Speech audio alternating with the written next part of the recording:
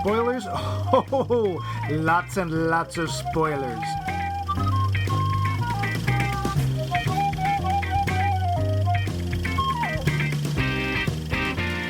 Time keeps on tubbing into the future. I want to fly like a wombat to the tree. Fly like a wombat, let the backpack carry me. Or something to that nature. Welcome! Thank you, we'll let you know. To Max Mike Movies, the podcast with Zip, Zang, and Zoom. You'll not find a better pick-me-up anywhere except perhaps your local grocer.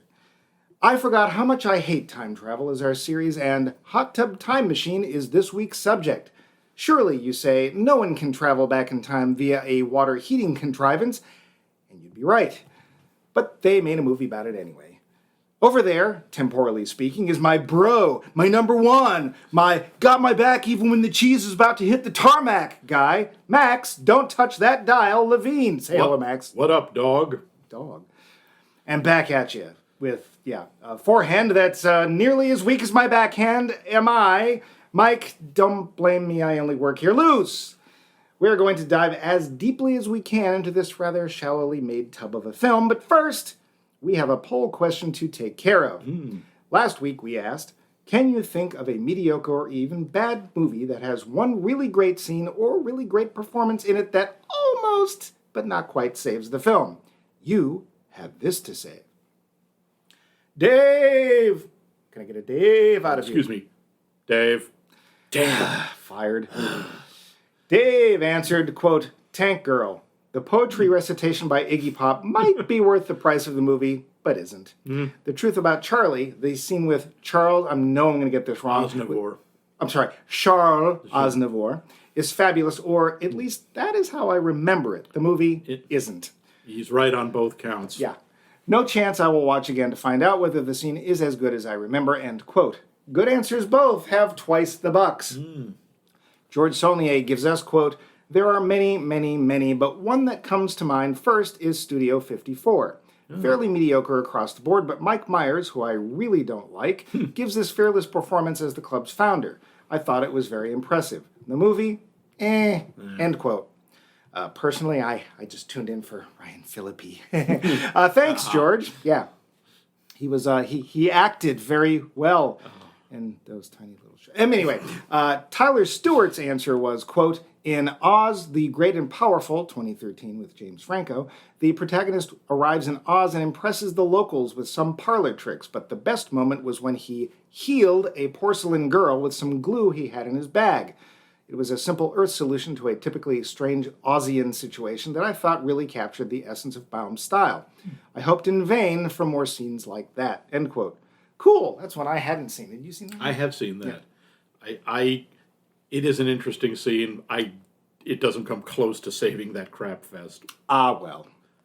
Val, who is more or less related to one of us, won't tell you which one, knocks it down to one line, quote, my first thought is the golf scene in the original Space Jam. Quote, Larry isn't white, Larry's clear, end quote, is hilarious, one of my favorite jokes. The rest of the movie, ick, end quote. Thanks, Val. Yeah. See our previous episode on Space Jam. Haley Paulson answered on Facebook with, quote, the one that first comes to mind is The Devil Wears Prada. It's a pretty standard, mediocre movie, competent acting, fairly predictable story, dialogue that's acceptable, but not necessarily anything to write home about. But Meryl Streep's performance as Miranda Priestley really does elevate it and make it memorable rather than just another run-of-the-mill chick flick to add to the pile. I can't say it makes it good enough that I would recommend it to everybody, but it does mean that it's a movie I enjoy sitting through if I'm flipping through channels and it happens to be on, end quote. I have to admit, I not only read the book, but I've seen the movie twice. And have you eaten the necktie? It was delicious. More bucks for you. Thank you, Haley. Lastly, breaking the rules and therefore giving up all his bumpy bucks for this answer is the Weasel. Breaking the law. Who texted me, quote, I watched Willow today. It still sucks, but your question concerning a performance that almost saves a bad movie applies to Val Kilmer in that movie, end quote. See our previous episode on Willow. Yeah, I would have gone with Kevin Pollak, but okay. I stole the baby! Thanks, Weasel, but remember how to answer the way that Bumpy wants you to answer. And how do you do that? Well, we'll go over that at the end of the show. We do not anger the bumpy. No, it is not a pretty sight. Max, how about you? Is there a film that you can think of that has almost been saved? I was afraid you were going to ask that. Actually, I would have to say Watchmen. It's your question. Yeah, no. I would go with Watchmen, which I don't think works as a movie, but I think Billy Crudup's performance as Dr. Manhattan is really good. And I also think Jackie Earle Haley's performance, this is so technically too, as Rorschach, was really impressive. I don't think they were enough to save the movie, but they came pretty close. I remember part of Dr. Manhattan's I know. performance. Yes. You remember little Manhattan. You remember downtown Manhattan. Was that little boy or no? Never mind. I will agree with Jackie Earle Haley, a name that can't be pronounced. He sadly had sort of a one spike with Breaking Away and then seemed to mostly drift into nowhere. Yeah. And this was his comeback movie and did a great job. Mm-hmm. He did kind of come back. They tried to set him up as the new Freddy Krueger. Did they? Yeah, actual Freddy Krueger. Yeah, they were trying to reboot the Nightmare on Elm Street. It didn't work real well, which I don't think, I'm betting was not his fault, but Robert Englund is just so friggin' iconic as Freddy. So, yeah, that's what about you? No. Nothing? I tried. There was nothing I could say, this film is terrible, but thank God for so-and-so. No. I think it's a good question. Nothing leapt to mind enough that I could write it down and remember, so I'm going to go with no. Okay. You got one for next time? I do. This week's poll question, which, as I've been told, isn't exactly a poll question, is... if you could recast any one part in any one movie, which character would it be, and who would you replace the existing actor with? Oh, that's easy. It would be The Room, Johnny, and I would recast him with anybody else. If you have a real answer, let us know. Anybody. And you might Bumpy could do it. And you might win a special prize from the Bumpy Hut Catalog of Values, soon to be an actual idea. But now we have trivia for Hot Tub Time Machine. Oh, hi, Bumpy. The show. Trivia. John Cusack, arguably the biggest name in this movie, easily, said he decided to be in this film based entirely on its title. Oh, John, you have to read more than the first page. Yeah. If you look really, really closely when our heroes, such as they are, first arrive in 1986, there's a shot of the music video for You Can Call Me Al in the background in which Chevy Chase appears, as he also appears in this film as a role that we will talk about later. The band Poison did not actually appear in this movie. Oh. They were instead portrayed by Poison tribute band Unskinny Bop. You know. Yes, I have all of their album. I would like to leave you with this thought, ladies and gentlemen. Poison Tribute Band. I think my Poison Tribute Band would be named Poison Tribute Band. And I think mine would be named Arsenic or Cyanide or something a little more clever. My Poison Tribute Band would be named Crispin Glover. Speaking of Crispin Glover, this is Crispin Glover's second close run-in with time travel, the other being 1985's Back to the Future. True. Yeah. Steve Pink, not a well-known director, only got this gig because A, the screenwriters, Sean Anders and John Morris, were being replaced as directors, and B, Steve Pink is a close personal friend of John Cusack. Make of that what you will. Thank you, Hollywood. Might be another reason that Mr. Cusack signed up for it. It's like, I like the title and it's my best friend. All right. Far from being innocent himself, Sebastian Stan, who plays Blaine, the I smell Rusky spies around every corner character Blaine, would himself play a Russian spy in the Winter Soldier, Hail Hydra. Mm-hmm. In a detail that totally ruined this movie for me, Blaine calls the Tub Travelers 21 Jump Street tapes, which of course makes no sense as everyone knows 21 Jump Street would not premiere until 1987, and this film specifically takes place in 1986. Movie ruined. Yes, ruined. That's what ruined this film. that fact. And really, so much more, but we have to stop somewhere, don't we? Oh God, do we ever. Unless you know any trivia. I really wish you did. That way it could hold off me having to do the plot. I got nothing. Okay, that means I have to do the plot. I really don't think this. I can't think of any other trivia. Oh, God, we're inside a Chinese dragon. All right. Plot of Hot Tub Time Machine. Yeah. Through your nose. 3 friends live in a shabby, sad kind of life. One, who hoped to become a famous musician, is now working at a pet grooming store removing poop from dogs' anuses. Another works in business and just had his wife leave him and take most of the items out of his home. The third is a depressed egomaniac alcoholic who tried unsuccessfully to commit suicide in his Trans Am in his garage after drunkenly driving it home. Oh, the wackiness. Trying to console their friend Lou, played by Rob Corddry with 2 Ds, Adam, played by John Cusack with 1 C, and Nick, played by Craig Robinson with 1 R, decide to all go on a nice road trip to try and rekindle their high school days, where they all peaked. Along for the ride is Jacob, Adam's nephew, played by Clark Duke. When they get to the mountain town, they find that it's gone severely downhill, get it, and is now little more than a drainage ditch for the low end of the gene pool.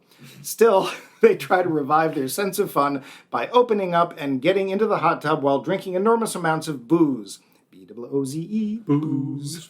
Brought to you by the Booze Council. Suddenly, after spilling a Russian energy drink on the controls,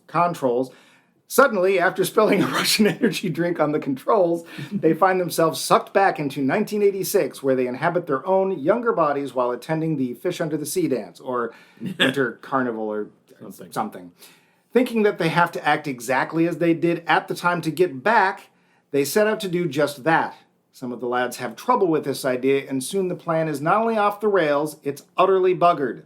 Will they manage to complete their tasks before dawn, retrieve the one lost stolen can of Russian energy drink, TM, before dawn when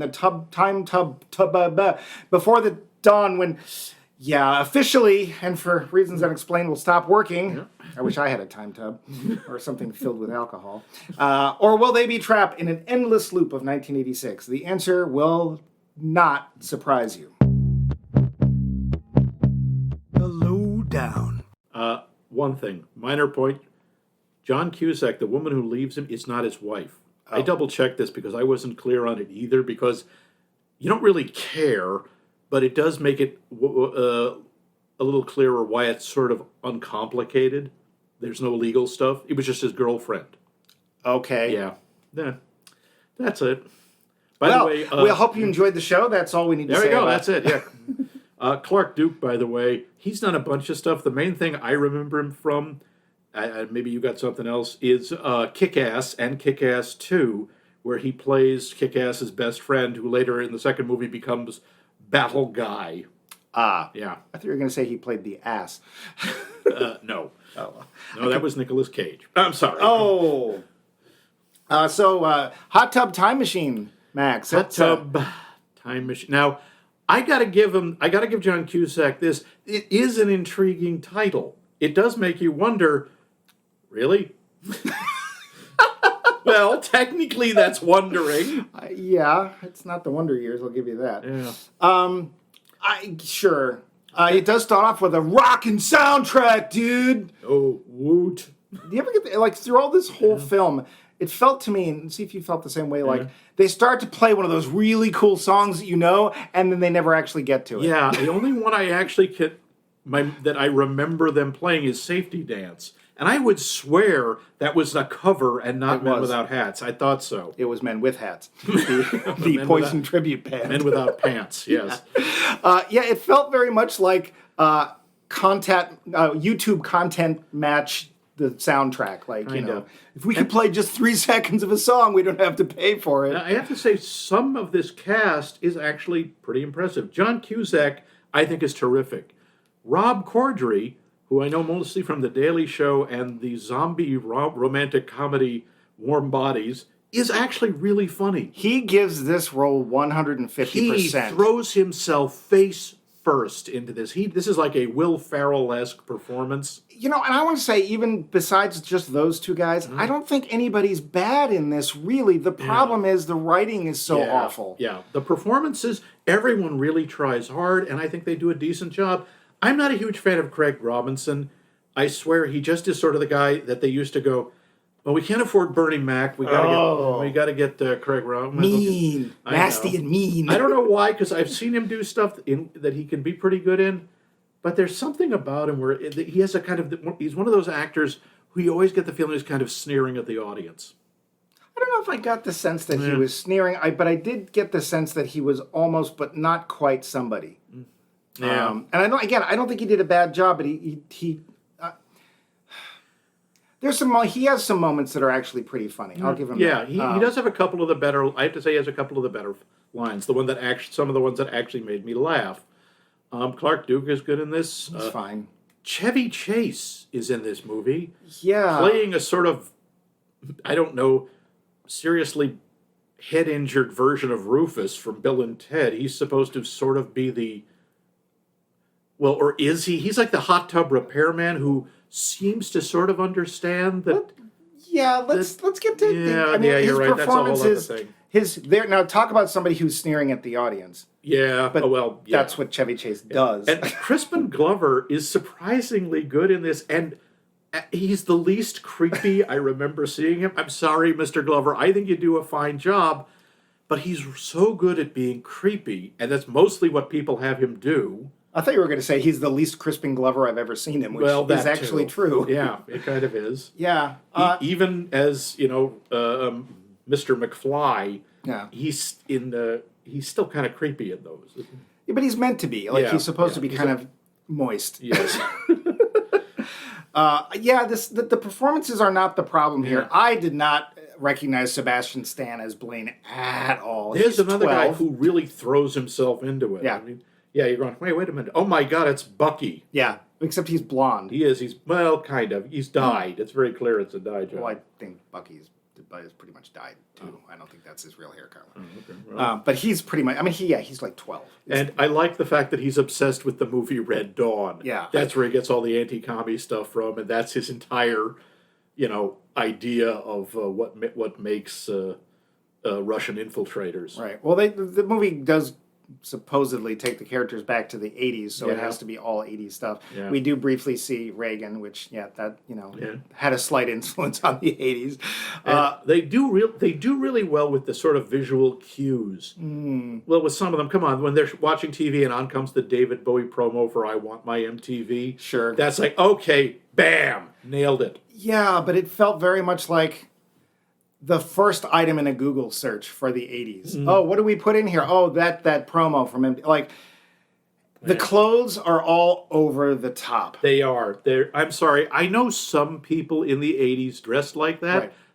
Not everybody did. No. And it was like, let's find the most ugly, the most clashing, bright colored his clothes, and then everyone has to wear them. Let's take the worst elements of the fashions of the 80s and put them on everybody in there. Yeah. So, the performances are fine, which is weird because it's very rare that I come across a film where you don't just sit there and go, oh my God, so-and-so stuck. Even John Cusack, I honestly think this is as close as we get to John Cusack cruising through a film. Yeah. He doesn't do much, but even John Cusack cruising is fine. Yeah. Yeah, he's still better than most people, but I agree. It doesn't feel it's as close as I've ever seen him to phoning in a performance. Yeah, and even then, man's still a professional. Yeah, but luckily, once we get past the rockin' soundtrack opening, we start the film, and this is one of the directors, Steve Pink. He's not done a lot, but Steve Pink really knows how to set the audience up so they know what's coming. Because the first thing we see is Craig Robinson. Craig Robinson digging poop out of a dog. And not just poop, he finds the owner's car keys. Yeah, because the dog ate them. That really, right away, say what you will about this movie, and we will, they're not pretending that this is high art. No. We know this going in. Yeah, and apparently coming out. Oh, okay. Hey-o! Yeah, so that's how we start the film, and that's where we see Craig Robinson's character, who was hoping to be a musician of some sort, and then this is what he's doing. Then we get to see John Cusack. He's Adam, and we're not really sure. We don't really know much about him. He's in business. He is. He is Bob Executive, which way is business. Yeah. And I think, did they say he's in insurance or something? It doesn't matter. It literally does not matter. He could be a comptroller. He could be an accountant. It doesn't matter. The idea is, hi, I have a boring job I hate. Well, but here's the thing. We can tell that the guy's doing pretty well because he's got a nice house. He does. And his girlfriend or wife, you said it's girlfriend, whatever. Yeah. Apparently they split up and had to put stickers on things, which is why I thought it was his wife, because obviously if it was anything that he actually bought, she would have no, but whatever. The stuff that she took was pretty high-ticket stuff, too. Yeah, the house looks very nice. Yeah. And strangely, in the basement, there's his nephew playing a video game, which he is taking to ridiculous levels because in the video game, which seems to be pretty much real life or Second Life Some or kind of Sims The Sims game or whatever, Second Life, his character has stolen something and gone to jail, and he's spending role-playing time in jail in real time. He's real-time serving the sentence, which you got to admire the dedication. It's just kind of pointless. And this is also clearly another character who is fairly pathetic. He's 20 years old. Is he? He says that. Yeah, Cusack says, you're 20 years old. Oh, wow. And he doesn't go to college. It's not clear if he graduated high school. He doesn't do anything. I mean, it wasn't like I wasn't sitting right next to you watching the film. Yeah. And he doesn't do any. We're not entirely sure why he's there, except his mom's boyfriend doesn't like him.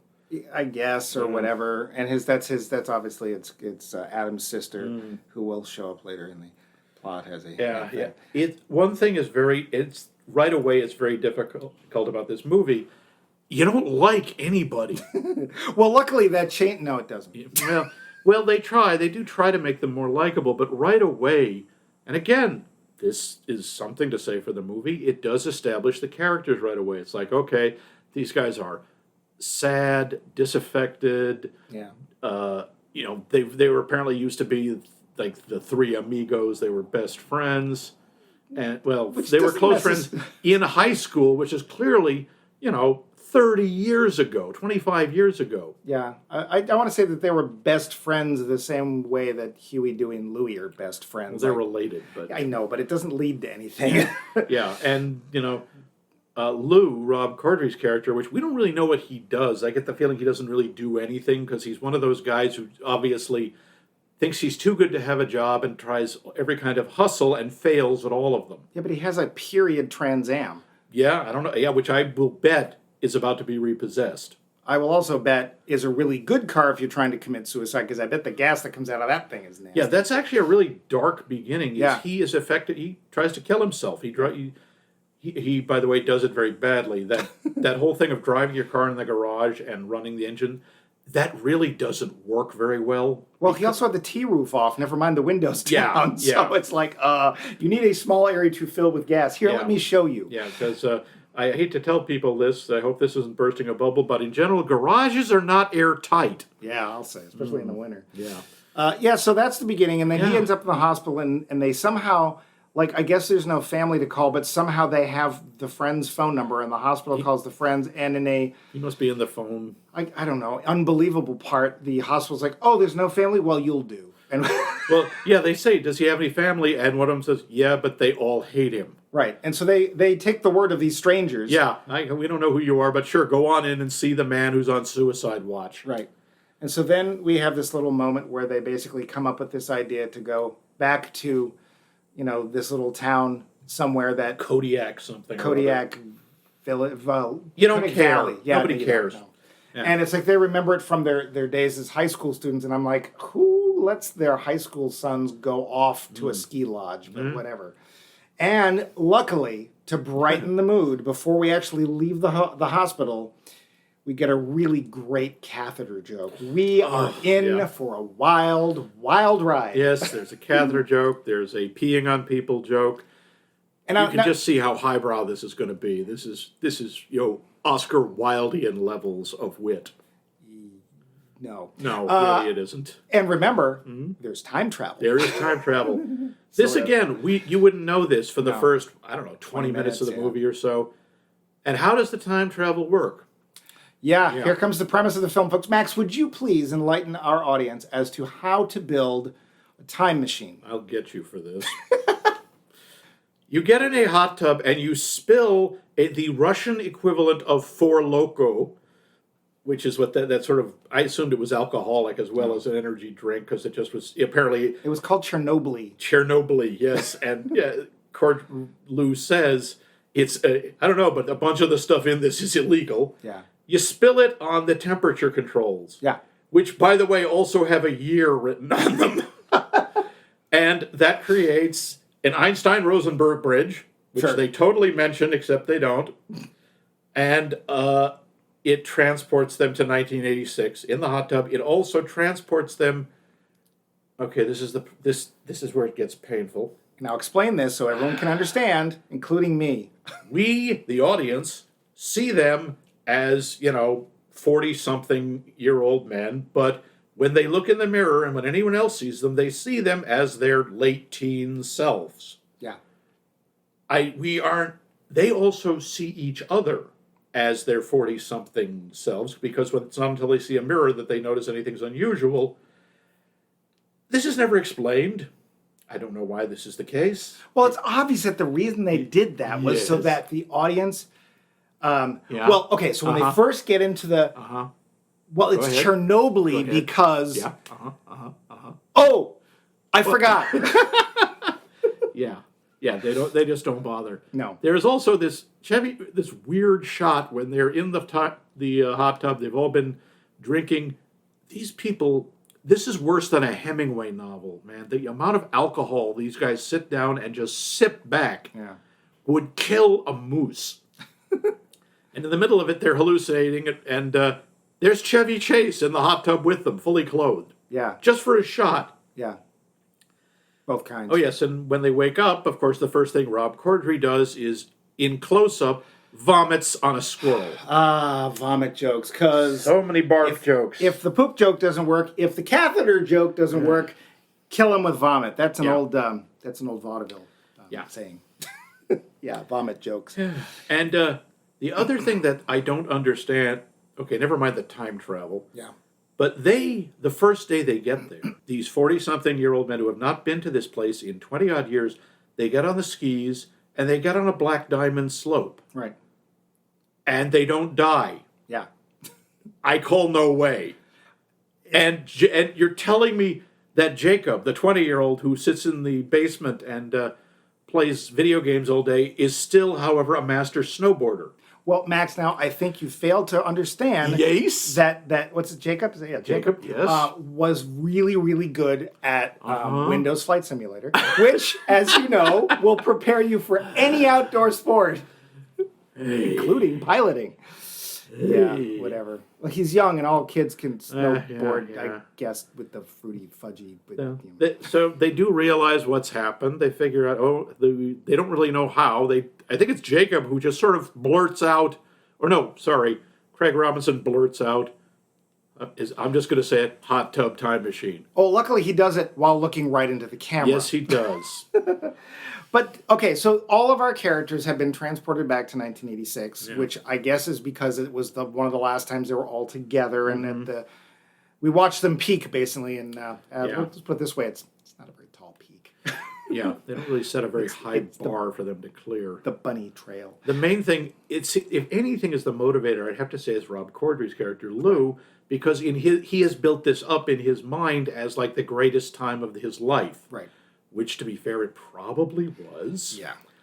And this is a surprisingly deep or thoughtful aspect of this movie.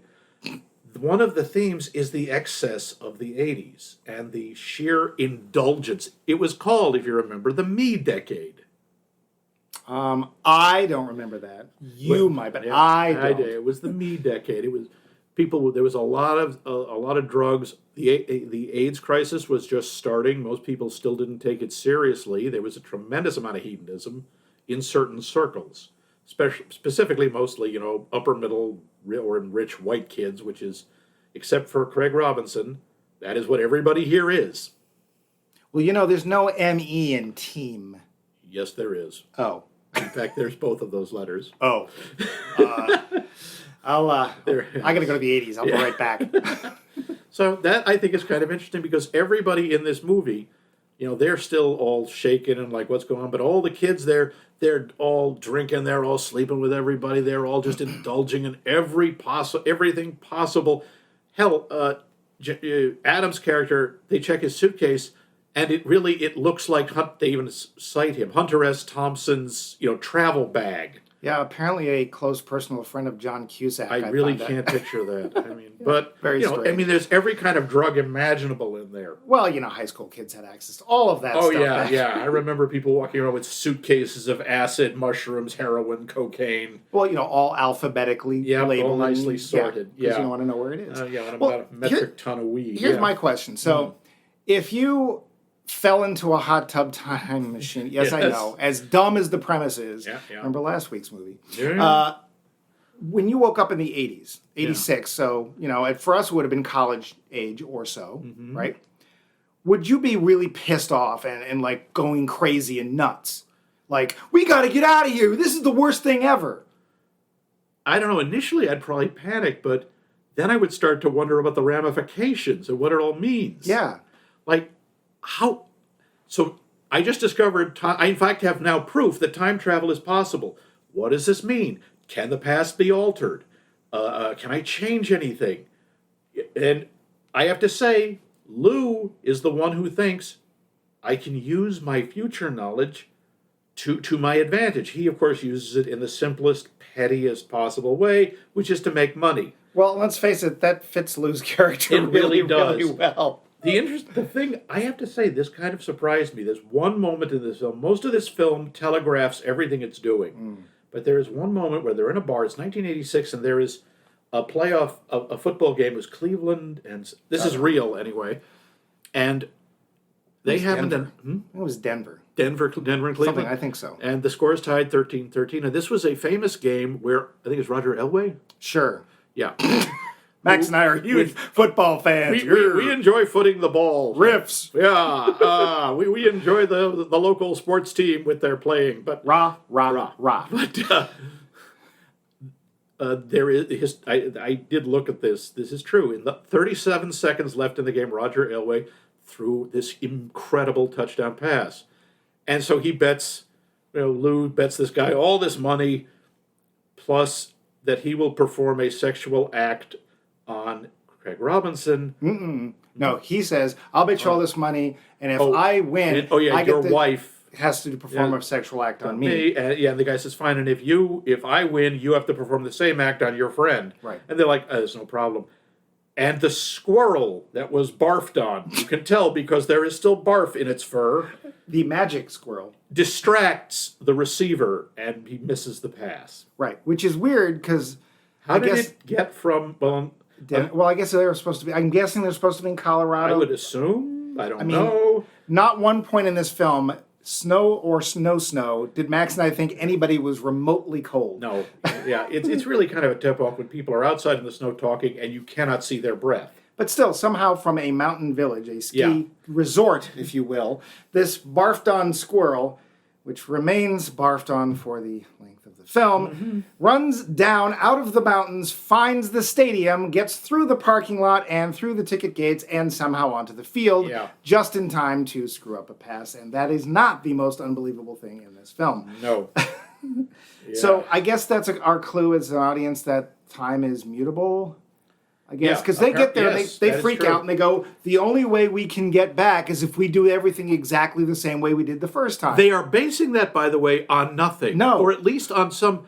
The closest is Chevy Chase appears magically as the hot tub repairman. Right. Who may or may not realize what's going on. He may or may not be aware of it. It's never made clear, which I have to say is kind of funny when, Jacob points this out, says he would kill you to give me a straight answer, but he says you have to walk the same path you walked. So they take that to mean they have to do everything exactly the same. Right. Which, of course, they fail at miserably. Right, from the start. From the get-go. They try-ish, but it doesn't, And, of course, one of the things is, all right, so I want to interject this if I can real quick. So, I can't remember Craig Robinson's character's name. It kind of doesn't Nick. matter. Nick, thank you. Yeah. So Nick is really in love with his wife, but the thing that we don't know until we get into 1986 is that it turns out she's actually cheating on him. And he's really devastated because he thinks he has nothing else in the world, but he loved his wife, and everything else could be terrible, but at least he had his wife, and now he finds out she's cheating on him. So his thing is he's supposed to have sex with this girl at this fish under the sea dance or winter At this resort, whatever. yeah. And he doesn't want to do it because he doesn't want to cheat on his wife, even though we don't realize at the time that she's cheating on him. And so that's a thing. And he ends up going through it, which he doesn't want to do. Yes, he actually sobs all the way through the act, which we get to see in really uncomfortable detail. And unfortunately, it's probably fairly indicative of a lot of people's first time. I don't know that's true, but it makes for a good teen comedy, doesn't it? Yeah. Although there's no real teens in this. I don't think there's anyone under 30 in this film, but Pretty whatever. sure there isn't. Yeah. So we get through that. But other things that have to happen, one of them is that Adam is supposed to break up with his amazing super sex goddess girlfriend, who then stabs him in the eyebrow with a fork. Yeah. And then Rob Corddry's character, Lou, has to go and make fun of this guy named Blaine, and let's face it, who wouldn't? Yeah. But he doesn't know he's the Winter The Winter Soldier. Soldier, yeah. But he does know he gets the crap beaten out of him twice. And one of the sort of subplots of how he has always felt betrayed is he challenges Blaine to a rematch. In 1986, he challenged Blaine to a rematch. His friends against, Lou's friends, and his friends don't show up, and Lou gets stomped into the ground. I don't understand why he lived. I mean, those guys were, large, drunk, and mean, and they probably would have put him in the hospital. There was something about jets and sharks, and somebody was singing. There were a lot of and jazz hands. Yeah. I don't either. The fighting is actually not that bad. It's just sort of glazed over a bit. But he says he's going to go through with it. The one real weird part of this equation, which only sort of gets mentioned, is Jacob. Jacob obviously was not there in 1986. He hadn't been born yet. And Jacob, when they first get there, there's this weird moment where he kind of phases out. Flickers like a TV that needs its antenna. Oh, okay, an antenna is a piece of metal. Anyway, needs his antenna jiggled, and then everything's okay.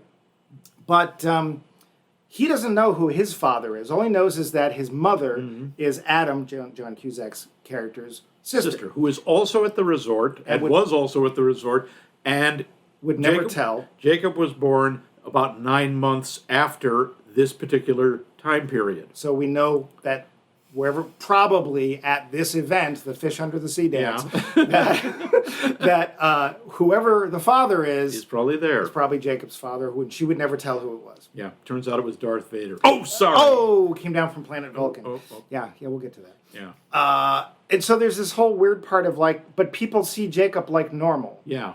Like, Jacob is Jacob. He's not, some other character or some friend they forgot about. He's just Jacob. Even weirder is, although everyone sees them come back and they're inhabiting their own bodies, somehow the backpack with all their tech, including their iPhone 4Gs, or 3Gs maybe, probably, and the Chernobyl and all that other stuff came with them, and everyone can see that too. Yeah. Because the can of Chernobyl sets off Blaine, who instantly turns on his copy of Red Dawn, which he has brought with him on vacation to this place in Denver, we assume, so he can show his friends, oh, look, they're Russians. I kicked Rob Corddry's ass, and I got his backpack with his Russian drink in it. And see, it's just like Red Dawn, even though that's in Michigan, and we're not. So whatever. Because trust me, there's no mountains in Michigan. Yeah. So whatever. There's consistency thing. There are some issues. There's also this very peculiar running gag. I don't know if you can call it a gag, and that's with Crispin Glover's character. When they return... when they return, when they first show up at Kodiak Valley. Yeah. By the way, are there Kodiak bears in Colorado? No. I didn't think so. But they show he has one arm. He is missing an arm, and he is this angry, embittered, throwing everything around us.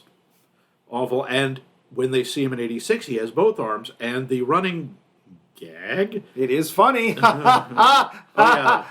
This is such a funny idea. Every so often something happens that they're sure is going to sever his arm and doesn't. And Lou gets more and more frustrated with this because he's expecting it to happen. And wants it to happen because reasons. Yeah. Lou is horrible.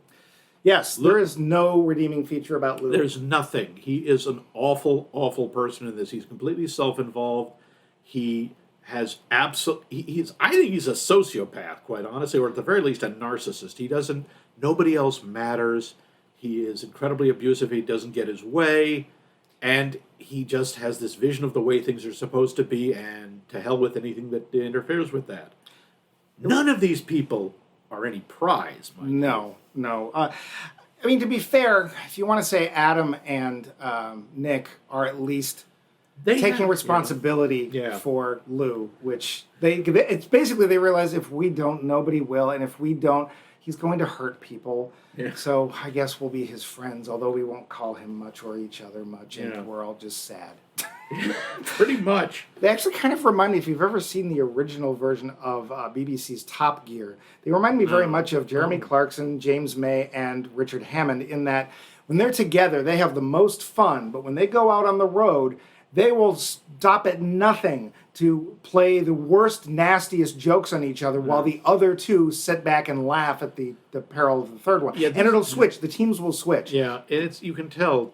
Lou is the sort who just thinks he can insult his friends, in these just brutal, terrible, homophobic, I'm sure racist, that didn't come up this time, but I will guarantee you he made some sort of jokes to Nick about that, and just think he can get away with it because I'm just kidding. The racism is implied. Yeah. Yeah, and probably. And then, of course, then he also has the other side of the coin, which is, and if you go and help me out, you guys suck as friends. Yeah. So it's like, I'm going to not only offer you nothing, I am going to treat you like crap and insult you, and if you don't like me and support me, then you're bad friends. I really wish I could say I'm sure there are no real people like this, but we know there are. I know there are a number of them. Yeah. So initially, the whole point of the movie seems to be we have to follow through everything. They have to relive the entire night exactly as it was done to get back to a life that we hate. Yeah. There's your premise. One does kind of wonder there, but and so now here's the thing. Yeah.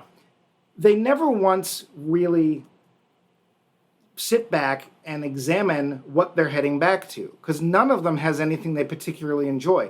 Nick was the closest one, and we find out he's his wife. Yeah, and we find out he's really upset because she's cheating on him. Well, he's also upset because he's in his mind he's given up everything for her. He wanted to be a musician. He gave that up because it wasn't stable. It's apparently a big deal that he hyphenated his last name, right? Which apparently emasculates him. It does. Oh, totally. It makes his winky smaller. We can say winky, it's okay. Yeah. Whatever. Because whenever you compromise, you're less of a man. Right. If this hasn't been clear, Lou is the basically poster child for toxic masculinity. Yeah, pretty much.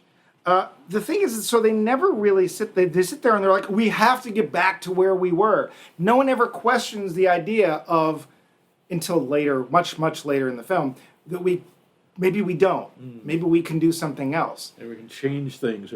And this leads me to a very big question I had about this film. Yeah.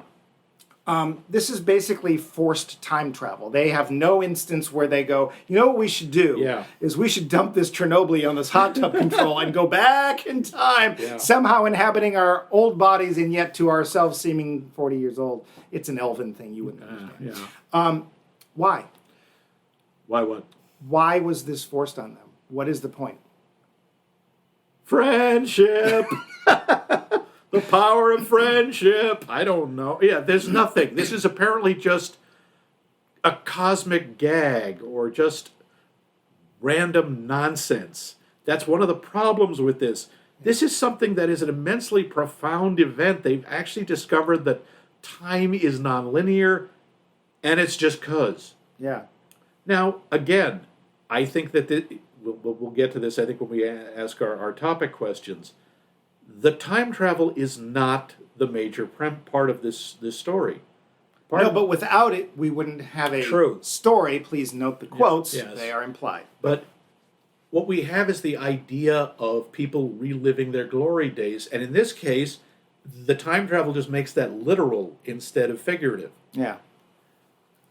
I'm not sure what the advantage of that is. I don't either. So even when they first show up, so there's this a bunch of little montage things shut together with them drinking. They actually get Jacob to come into the hot tub. He doesn't want to come in because they're all naked and he's weirded out by this, as he should be. Yeah. One of them is his uncle.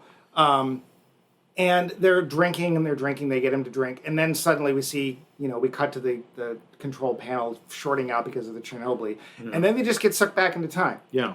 So there's no repairman ahead of this. Nope. There's no Clarence. There's no Clarence. There's no Rufus. There's nothing. Yeah. They it just happens. Do it because I guess these guys were it was so unfair what happened to these guys because they were such douchebags. I think the sheer power of their douchebaggery rends the space-time continuum. Wait, are you saying they were douche mages? I think they were douche mages.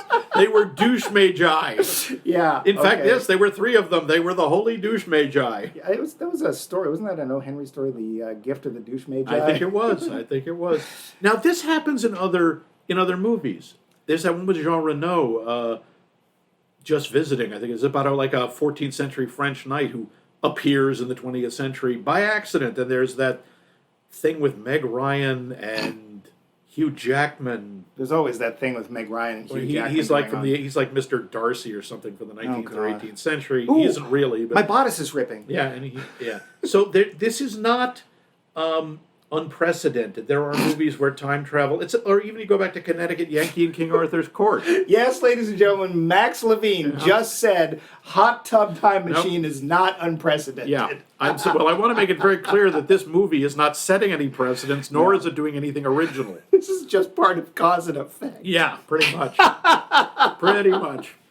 Yeah, somebody did cause hot tub time machine. Someone did, and they should be ashamed. And yet there was a sequel 5 years later. I heard there was. Yeah, I don't know who was in it. I think it just got knocked off our list for this series. Sorry. What a shame. Yeah. But so we don't even know why.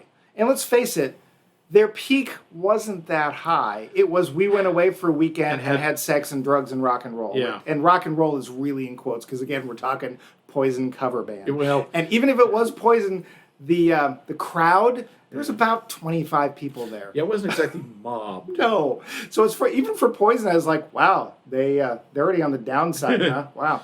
Okay. And then what?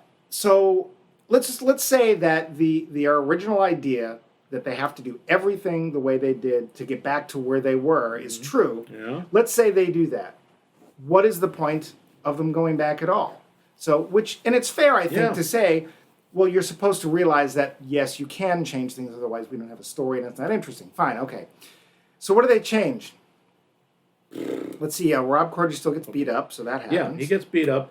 John Cusack starts to break up with his girlfriend, but she, in fact, breaks up with him. And still stabs him in the eyebrow with a fork. Which, why wouldn't you? Yeah, and, Nick has sex with the woman he's supposed to have sex with and gets on stage, only... That's actually kind of one of the only moments they really give you is that show the difference between the memory and the reality. He was always talking about, when I got on stage, then I rocked. It was amazing. He suddenly has a flashback, just as he's getting on stage as his adult self, and he remembers he totally choked. He was like squeaking out the song when he was a kid, and the crowd hated him. And for a second, he's paralyzed. And then he decides, no, you know what, I've learned, and I'm going, or whoever was singing, maybe it was him, I don't know if Craig Robinson could sing. Yeah. And he belts out a song. And you remember what the song was? I do not. Oh, poop, neither do I, but it was funny. Because it was not, because he thought it was like this all bad rap thing, and it was like Safety Dance. I don't remember. No, it was something. It was Jesse's Girl. Yes. No, that he didn't sing that. Somebody else was. Somebody did, and somebody will pay. Yes. Freaking Jesse's Girl. Ugh. And they that's part of it is they realize they are rewriting history. And John Cusack gets sort of that glimpse of the road not taken, where he runs into this girl he had not run into before, which is a really strange and very forced, I think, plot point. He runs into this girl, April, who's there, and they hit it off, and obviously, she definitely, literally represents the path not taken. She almost calls herself Rebecca Path Not Taken. Yeah, pretty much. And she's kind of wild, and she's following the band, I guess. She's a journalist, so she's a professional. She's smart. She's dedicated. Yeah, they get along. He wants to go with her, but he decides to go with his friends. Yeah. to save Lou because Lou is the first half of Loser. yeah. He's both. And, apologies to anyone named Lou. and we're getting to the point we're going to have to wrap this up Yep. a little, but Yeah. then that's the part that gets me. Then is Lou, when they finally get a hold, when they beat up Blaine or knock Blaine over, whatever the heck they do, it's some nonsense. It doesn't nerd matter. fight. Yeah, they get a hold of the Chernobyl, and they're about to go back, and three of them jump in, and Lou says, I'm not going back, Jim. I like it here on City Elf, whatever it was. Help me, Kirk. He says he's not going back. He wants to stay Right. and change things. Right. And instead of saying, but Lou, you could destroy the fabric of time and space, or it's like, yeah, you do it, buddy. Good for you. Hug. I mean, honestly, I wouldn't have expected anything else. No, you couldn't have seen that. And of course, what does Lou do is he takes all the inventions. Yeah, and what is it? It works. Yeah. It actually works. The big one, and I have to say, this is funny. They get back and they look at the search engine on their phone, and it's Lugal. Not Google, Lugal. Honestly, I would actually go to Google and search things up. That's pretty funny. Yeah, So- but that's about the height. Yeah, Yeah. Do we have time for the questions? Or I are think we do. All right, real quick then. Max, did time travel make for a cohesive plot? No, next. Okay. Does It really doesn't. It's just, it's a gimmick. It's not even part of the movie. It's not part of the plot. It's just No. like, and then this happens. So, it's not cohesive. And the funny thing is that it is not only the title of the film, their being there is the whole point of them doing anything, their motivation is based on time travel. But it's still it's impossible to think about this. I don't mean too closely. I mean at all. You can't. It doesn't make sense. There's no consistency. There's not enough explanation. I need another Okay. quick answer. Yeah. Does time travel make sense in this story? Nope. No, it does not. Is this a good use of time travel? Going back to your high school glory days And doing something. No, because we don't know really what they are supposed to do. Yeah. I mean, they think they're supposed to reenact everything exactly, but they discover, no, that's entirely wrong. And if they had all done what Lou had done, they could have made their lives so much better. Well, then Lou makes their lives so much better, which makes Somehow. perfect sense. 'cause Somehow, then yes. they Oh, get by the back way, and Lou, they go- it turns out Lou is Jacob's father. Right. No, yeah, because that's... Which does lead to a pretty good line when he's just had sex with Adam's sister Jenny, and she just looks at him, I feel pregnant. Yeah. Again, this is the height of humor for this film. Oh, yeah. And so we guys still have some time. Does this movie deal with the idea of time paradox? Yeah, and it throws it out the friggin' window. How does it deal with it? There isn't any. Right. It does not, There's in none. fact, deal with time There's no paradox. there's no time paradox Meaning at all. yourself, whatever, changing Nothing. the fabric, the flow of time. And of course, this you could sit there if you wanted to ask questions. Go, when the guys come back to 2010, how is it they don't have memories of all the things that Yeah. happened to them? Because now they have nice, big, bright houses. Lou has a yacht and hair, and Actually, that whole happy ending. They Yeah. both, Nick and Lou, Nick and Adam come home to find their lives have been improved, but they have no memory of it. And Adam is married to April, which means for 20 odd years, he has been married. This woman thinks she has been married to him, but he has no memory of this marriage. No. He has no memory of their life together. he won't know her favorite ice cream. He doesn't know who she is. It's actually really disturbing. Yeah. I And agree. it's the same with, Craig is now a record producer. And it's like, really? But he has no memory of the business. He doesn't know how to be a record producer. Nope. Because he never did it. So he's going to come back and run the business into the ground. Yeah.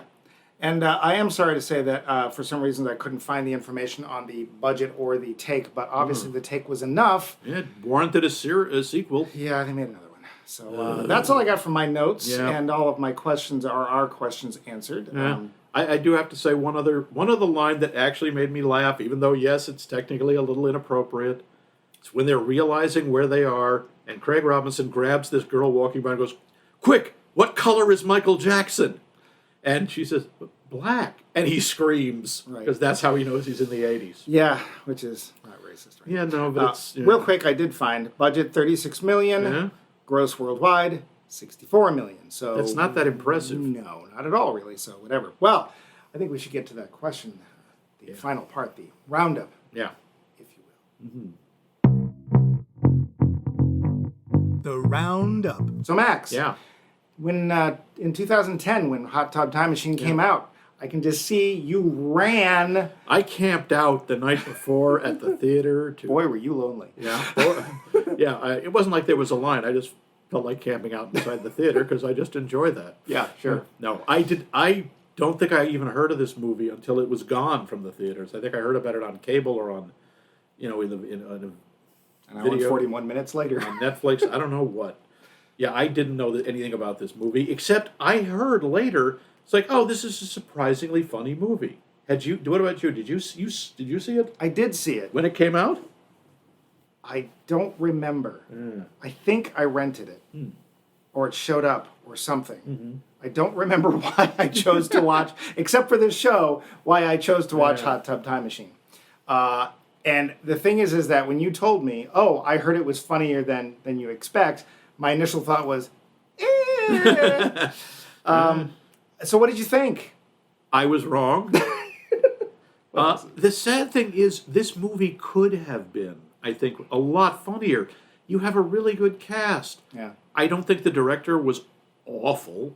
I think the script is a nightmare. Well, and remember, they got replaced. The screenwriters were Yeah. supposed to be directing the movie, and somebody decided that wasn't a good idea. Well, apparently they were right. Yeah. Because the dialogue is awful. The plot is just dumb. The humor is puerile and juvenile, and not in a fun way. Not like Bill and Ted. There, the humor is also juvenile, but it's funny. You know, I have a theory. Mm-hmm. And the theory starts with The Hangover, which came out in 2009, Okay. and had a bunch of older guys Yeah. sort of trying to recapture the glory days in Las Vegas. The big difference between that movie and this movie is The Hangover was really funny. Yeah. It was also crude. There were some amazingly Oh yeah. poop joke things and whatever, Oh, yeah. and they worked. And this film starts off feeling like it's trying to do the same kind of thing, and it's only a year later. Yeah, I think you're right. I bet this was trying to capture that same kind of spirit. Yeah, and it fails. It failed spectacularly. There is no reason for them to be back there. It proves nothing. No. Are they going to be better people now because they show up and, oh, I have a nice house and a nice wife now? No. They still have the memory of, whatever, 30 years of being terrible people. You don't suddenly become a better person because somebody hands you a bunch of money. Usually what happens is you spend it all on beer and whores. Yeah. Well, at least if you played D&D. Yeah. And there's not any of that It's a Wonderful Life-ness to this, although it's obvious that there's a vague, like somebody thinks they remember seeing that movie once, and this is sort of kind of like that. Yeah. You know, what would life be like if things were different, I wasn't there, or I wasn't, whatever. But it doesn't lead anywhere. Jacob literally learns nothing except who his father is. Mm-hmm. He learns to drink. I guess he learns to snowboard, which he already knew, or Fudgy's secret, kind of, I don't know. There's no lesson. They don't get better. They just get more money. Yeah, I guess. So, yeah, and it also plays into this whole idea that, oh, wow, that really was the best time of their life or some such. Yeah. And I don't understand if there's any message about what it truly means to be friends, because I'm still left with the same feeling at the end of, why did you stay friends with Lou at all? Yeah. You didn't do him any, honestly, they didn't do him any favors by doing that. Well, except that now he's got a boat. Well, now, he has a mansion he's and a yacht. Yes, and his hair looks suspiciously Trumpian. Yeah. But yeah, now he It's a Trumpy Dumpy. Yeah. Yes, as you say, he's Elmer Fudd millionaire. He owns a mansion and a yacht. Yeah. The time travel in this film it could have been made interesting, but it literally has no rules and ramifications. Nope. Because, as turns out, the one thing they're afraid will keep them from getting back ends up not being anything at all. There's literally no justification, ramification, no payment. Chevy Chase's character probably is extra-temporal of some sort, I guess, disappears. but he doesn't matter either. He vanishes after he tells him how to fix the time machine. There's no explanation. There's nothing. No. And even the one sort of cause and effect vis-a-vis the temporal anomaly is Jacob, and that is, when they interrupt Lou having sex with his mother, his future mother, he disappears. Right. And then, as soon as they continue having sex, he reappears. Yeah. And that made sense because... Look! The winged victory of Samothrace. Where? Toward us. Yeah. Okay. That's it. And again, time travel. Our whole thing on this series is time travel just generally does not work. Even when it doesn't work, it doesn't work. And so far, we have not seen an example where it really fully just works. But before we get to find out what next week's movie is going to be, I would like to go over, if I may. You may. What the ways are to get in touch with us so Yes, that you please. can answer our poll question, which is, which film part, would you, if you could, recast, and with whom? To answer our question, you can email us at maxmikemovies.com, which of course suggests we have a website. We do. All of our past 150 plus episodes are there. That is maxmikemovies.com. If you like social media, and who does? And we are on Facebook and Twitter under Max Mike Movies. And last but not least, you can find us on many, many different podcast apps, including that one and this one and that one over there as Max Mike Movies. But next week, we have another movie in the series. Yes, we do. I forgot how much I hate time travel. Max, Indeed. what is that film? Well, this one is a charming little film about a little plane who always wanted to do a lot of loop-the-loops, and so they call him Looper. That's the plot, isn't it? I'm pretty sure. I don't think you've ever seen a preview for this film. Okay. No, we are going to see the Bruce Willis, Edward Horton, or whatever the hell. Edward Everett Horton? No, it's what the heck is his name? Edward Everett Norton. Joseph Gordon Norton. Levine. I don't. Joseph Gordon. Gordon Borden. Yes, the Bruce Willis, Joseph Gordon-Levitt time travel bounty hunter oddness movie. Pooper. Looper. Yep. I think it's Pooper. No, it's Looper. If you want to help us decide whether it's really Looper or Pooper, let us next know. week, you'll tune in. Yes, you will.